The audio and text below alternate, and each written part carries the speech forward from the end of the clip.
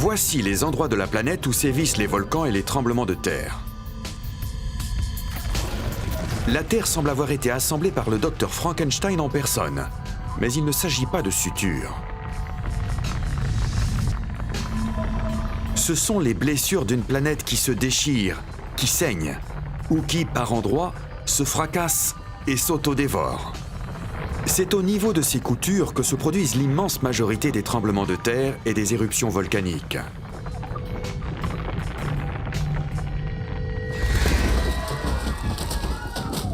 Mais pourquoi la Terre est-elle aussi agitée? Qu'est-ce qui fait trembler la Terre si violemment, fait exploser les volcans de manière aussi meurtrière et fait grimper les chaînes montagneuses à des hauteurs aussi vertigineuses? La réponse? La tectonique des plaques. La lave n'est que la partie visible d'un phénomène caché. Le responsable? Le magma en fusion qui se trouve sous la croûte terrestre.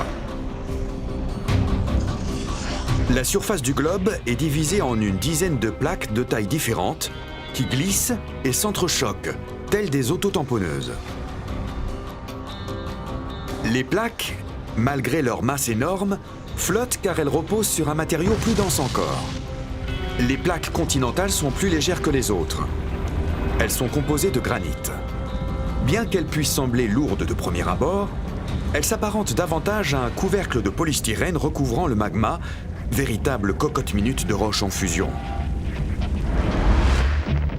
Les délimitations entre les plaques tectoniques sont bien souvent invisibles à l'œil nu, cachées sous les océans. Mais grâce aux satellites et aux sonars, nous connaissons désormais leur emplacement et leur dimension. En vidant les océans, nous découvrons une longue dorsale où la Terre se déchire et donne naissance à certaines des montagnes les plus hautes de la planète. Les plaques entrent en collision, s'éloignent et glissent les unes contre les autres.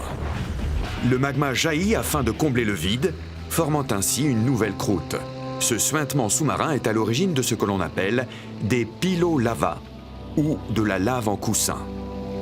Ce phénomène est observé lorsque la lave brûlante durcit quasi instantanément au contact de l'eau glacée.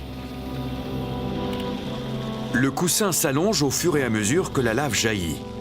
Certains coussins éclatent lorsque la pression devient trop forte. Les cheminées fumantes qui jalonnent la dorsale sont tout aussi spectaculaires. L'eau qui s'est infiltrée dans les fonds marins est chauffée par le magma en fusion et remonte à la surface sous forme de bulles. Au niveau des cheminées hydrothermales, l'eau peut atteindre une température de plus de 350 degrés. Leur panache projette des particules à des centaines de kilomètres de distance et libère des minéraux capables de sculpter des cheminées pouvant atteindre 55 mètres de haut.